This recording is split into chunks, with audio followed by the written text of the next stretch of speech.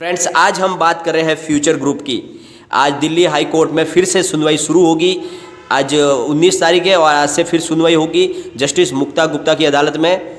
और इससे पहले 12 तारीख को दिवाली वेकेशन की वजह से अदालत ने छुट्टी घोषित कर दी थी और आज से फिर इसकी सुनवाई होगी। लेकिन उसके पहले एक विशेषज्ञों की बहुत ही ज़बरदस्त चौंकाने वाली राय निकल कर सामने आई है। वो अमेजॉन के लिए बहुत मुसीबत पैदा करने वाली है। तो वो राय क्या है और उसकी वजह से अमेजॉन किस मुसीबत में फंस सकता है, उसको आज हम पूरा डिस्कस करेंगे। साथ में आज के कारोबार की भी बात करेंगे, कंपनियों का कारोबार कैसा चल रहा है और आगे क्या रणनीति बन सकती है और क्या इसका फैसला आ सकता है। और जो विशेषज्ञों की राय निकल कर है उसके हिसाब से लग रहा है कि अमेजॉन ने बहुत बड़ी मुसीबत खुद मोल ले ली है। तो इसको आज हम पूरा इस वीडियो के अंदर डिस्कस करेंगे। लेकिन उससे पहले अगर आप पहली बार मेरे चैनल पे आए तो चैनल को सब्सक्राइब कर दीजिए, एक बेल आइकॉन दबा दीजिए ताकि जब भी नया वीडियो बनाऊँ पहला नोटिफिकेशन आपको मिले। वीडियो पसंद आए तो लाइक से जरूर कीजिए। चलो फ्रेंड्स, वीडियो स्टार्ट करते हैं। मैं हूँ आपका दोस्त SB दवे और मेरे चैनल ऑनलाइन कमाई में आपका बहुत बहुत स्वागत है। फ्रेंड्स, सबसे पहले तो अमेजॉन ने जो ये सिंगापुर इंटरनेशनल ऑर्बिटेशन सेंटर से जो इंटरिम रिलीफ लाया 3 महीने के लिए जो रोक लगा दी है, क्योंकि अमेजॉन उस 3 महीने की जो सिंगापुर इंटरनेशनल ऑर्बिटेशन सेंटर से जो उनको 3 महीने के लिए जो डील पे रोक लगी है उसको दिखा के वो सेबी, CCI और अदर जो भी गवर्नमेंट बॉडीज है उनको बोल रहा है कि इस डील को आप अप्रूव ना करें क्योंकि हमने वहाँ से रोक लगवाई है। तो इसके खिलाफ जो है फ्यूचर ग्रुप ने जो है दिल्ली हाई कोर्ट में स्यूट्स फाइल किए अमेजॉन के खिलाफ कि भाई अमेजॉन हमारे काम में अड़ंगे लगा रहा है। तो इसके सामने जो मामला जो निकल के आ रहा है वो पूरा मामला हम एक बार इसको फिर से देखते हैं और उसमें अमेजॉन कहाँ पे कमज़ोर दिख रहा है वो आपको पूरी तरह से समझ में आ जाएगा। अमेजॉन ने 2019 में अगस्त मंथ में 1430 करोड़ यानी 1430 करोड़ में फ्यूचर कूपन, जो कि एक नॉन लिस्टेड कंपनी है, किशोर बियाणी की एक नॉन लिस्टेड कंपनी है फ्यूचर कूपन, जिसमें 49% की हिस्सेदारी ली थी और 51% की हिस्सेदारी किशोर बियाणी की है और जिसका कारोबार है होलसेल का, marketing, distribution, corporate gift card, loyalty card और रिवार्ड कार्ड का बिजनेस है फ्यूचर कूपन का। और सामने फ्यूचर कूपन का 9.82% का वोटिंग राइट्स फ्यूचर रिटेल में है। तो ये जब एग्रीमेंट बना था फ्यूचर कूपन और किशोर बियाणी और अमेजॉन के बीच में, तो उस एग्रीमेंट के अंदर पॉइंट रखे गए थे कि कोई भी बिजनेस फ्यूचर रिटेल अगर अपना बिजनेस किसी को बेचती है तो उसके लिए फ्यूचर कूपन से परमिशन लेनी होगी। फ्यूचर कूपन की परमिशन के बगैर फ्यूचर रिटेल अपना कारोबार नहीं बेच सकती। साथ में अमेजॉन का कोई भी अगर कंपटीटर है उसको फ्यूचर रिटेल अपना कारोबार नहीं बेच सकते। तो इस तरह से ये पॉइंट रखे गए थे और इस पॉइंट के बिना पर ही अमेजॉन ने सिंगापुर इंटरनेशनल ऑर्बिटेशन सेंटर में ये ऑर्डर पास करवाया कि भाई हम उसके पार्टनर हैं और हमारी परमिशन के बगैर ये डील हो ही नहीं सकती, इसीलिए आप इसके ऊपर स्टे लगाए। तो उन्होंने 90 दिन के लिए इसके ऊपर स्टे लगवा दिया है।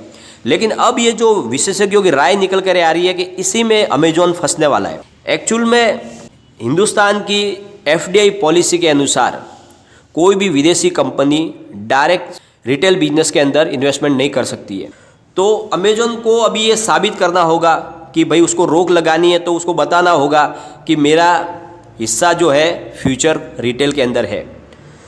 तो वो जैसे ही डिस्क्लोज करेगा, यानी वो दावा पेश करेगा कि मैं फ्यूचर रिटेल के अंदर मेरा हिस्सेदारी हूँ, मैं इसका मालिक हूँ, तो सीधा इंडिया की इन्फोर्समेंट डायरेक्टरेट उसके ऊपर कार्रवाई करेगी। क्योंकि FDI रूल्स के अनुसार कोई भी विदेशी company direct Indian retail business के ऊपर इन्वेस्टमेंट नहीं कर सकती है। तो अगर वो दावा कर देता अमेजॉन तो उसके ऊपर कार्रवाई हो जाएगी। फेमा का उल्लंघन किया इसके लिए उसके ऊपर कार्रवाई हो जाएगी, इन्फोर्समेंट डायरेक्टरेट की तरफ से कार्रवाई हो जाएगी बहुत बड़ी अमेजॉन के ऊपर। साथ में सेबी भी कार्रवाई करेगी। सेबी बोलेगी अमेजॉन को कि अगर आपकी इसके अंदर हिस्सेदारी है फ्यूचर रिटेल के अंदर तो आप 26% की हिस्सेदारी खरीदिए, शेयर इसके खरीदिए। और वो कर नहीं सकता है क्योंकि FDI रूल्स आगे आएगा। फिलहाल हिंदुस्तानी FDI रूल के अनुसार कोई भी रिटेल बिजनेस में डायरेक्ट इन्वेस्टमेंट नहीं कर सकता विदेशी कंपनी। तो इस तरह से वो अब साबित नहीं कर सकता है कि मैं इसका बिजनेस में पार्टनर हूँ, फ्यूचर रिटेल में मेरी हिस्सेदारी है, वो साबित नहीं कर सकता। अगर वो इसको डिस्क्लोज करेगा तो वो गवर्नमेंट की जो एक्शन के खिलाफ जाएगा, गवर्नमेंट उसके ऊपर एक्शन ले लेगी, गवर्नमेंट की जो एजेंसी है वो उसके ऊपर कार्रवाई करेगी और उसको बहुत भारी पड़ने वाला है। तो इस तरह से अमेजॉन बिल्कुल एक चक्रव्यूह में फंस गया है। वो क्लियरली बोल भी नहीं सकता है कि मेरा जो है हिस्सेदारी फ्यूचर रिटेल में है, क्योंकि उसके लिए उसको क्लियरली बोलना पड़ेगा। तो फिर उसको सेबी की और इन्फोर्समेंट डायरेक्टर की कार्रवाई में गुजरना पड़ेगा, उसके ऊपर एक्शन होगी क्योंकि उसने एफडीआई रूल्स को ब्रेक किया है। तो अब अमेजॉन इस ग्राउंड पे बहुत कमज़ोर दिख रहा है। तो जो भी उसकी जीरा हो रही है वो जीरा वहाँ पे कमज़ोर पड़ जाएगी जब वो ये साबित करने में फेल हो जाएगा कि मेरा कोई भी डायरेक्ट जो है इन्वेस्टमेंट नहीं है फ्यूचर रिटेल में। और जब फ्यूचर रिटेल में अगर डायरेक्ट इन्वेस्टमेंट उसका नहीं है, वो वाया मीडिया फ्यूचर कूपन के थ्रू उसमें उसकी हिस्सेदारी बन रही है, तो उसका कोई वैल्यू नहीं रहता है। तो उनके कहने से कोई भी जो भी डील है वो कैंसिल नहीं हो सकती है। तो जब ये सबसे बड़ा जो मुद्दा सामने आएगा, अमेजॉन को ये कहना पड़ेगा कि मेरी डायरेक्ट हिस्सेदारी फ्यूचर रिटेल में है, तो उसके ऊपर गवर्नमेंट की कार्रवाई होगी। और अगर वो ऐसा नहीं कहेगा तो फिर उसका केस बिल्कुल कमज़ोर हो जाएगा। जब उसकी हिस्सेदारी है ही नहीं, वो उसमें डायरेक्ट इन्वेस्टर है ही नहीं, तो वो इस डील को रोक नहीं सकता है। तो कुल मिला के अमेजॉन को पैर पीछे खींचने होंगे और ये डील अब जल्दी से फाइनल होने की संभावना पूरी बन रही है। तो जैसे विशेषज्ञों की राय निकल के आ रही है, अमेजॉन को अपने पैर पीछे खींचने होंगे और ये डील जल्द से जल्द हो सकती है। तो हम ऐसी कामना करते हैं कि ये डील जल्द से जल्द हो जाए। साथ में आज के हम इसके ट्रेडिंग की भी बात करेंगे। अभी सुबह का अर्ली मॉर्निंग करीब 11 बजे का ही टाइम है। फ्यूचर रिटेल का कारोबार कल की क्लोजिंग पर ही है, यानी चल रही है फ्लैट ट्रेडिंग है, न इसमें अप एंड मूवमेंट है। 67.95 पर यानी कल की क्लोजिंग पर ही ट्रेडिंग हो रही है। फ्यूचर लाइफस्टाइल की अगर बात करें तो 76 पर ये चल रहा है, 0.39% डाउन, यानी इसमें भी कोई बड़ी गिरावट नहीं है, नॉर्मली ट्रेडिंग हो रही है। फ्यूचर सप्लाई चेन की बात करेंगे, 90 पर ट्रेड हो रहा है, 0.88% डाउन, यानी इसमें लगभग 1% के करीब डाउन है। यानी लेकिन ये 90 का भाव जो प्राइस है वो बहुत दिन से स्टेबल है, थोड़ा अप डाउन हो रहा है, ये 90 पे है। अभी फ्यूचर इंटरप्राइज की बात कर लेते हैं, 9.20 करीब 0.55% अप पर ट्रेडिंग हो रही है, यानी आधे % अप पर ट्रेडिंग हो रही है फ्यूचर इंटरप्राइज में। और फ्यूचर इंटरप्राइज थोड़ा सा मजबूत चल रहा है, काफ़ी टाइम से ये 10 के आसपास पहुंच रहा है, बहुत अच्छी बात है।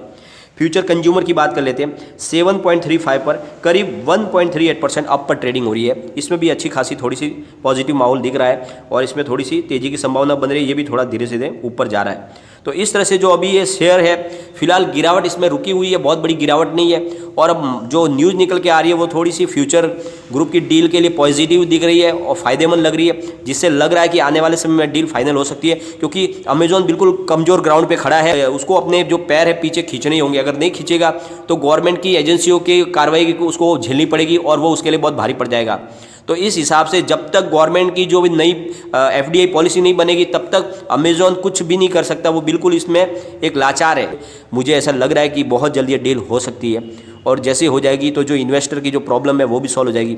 लेकिन फ्रेंड्स, एक बात का ध्यान रखिए, फिलहाल आपको वेट एंड वॉच करना है। किसी भी कंपनी के फ्यूचर ग्रुप की अगर आपके पास स्टॉक है तो उसको आपको अब बिल्कुल नहीं हिलाना है, न उसमें आपको कोई नया एवरेज करना है, न उनको अभी स्टॉक में इस लेवल पे लॉस बुक करना है। आपको थोड़ा सा वेट एंड वॉच रखना होगा, थोड़ा सा एक बार इसका जो डिसीजन आने दो, उसके बाद ही आप कोई भी डिसीजन ले सकते हैं।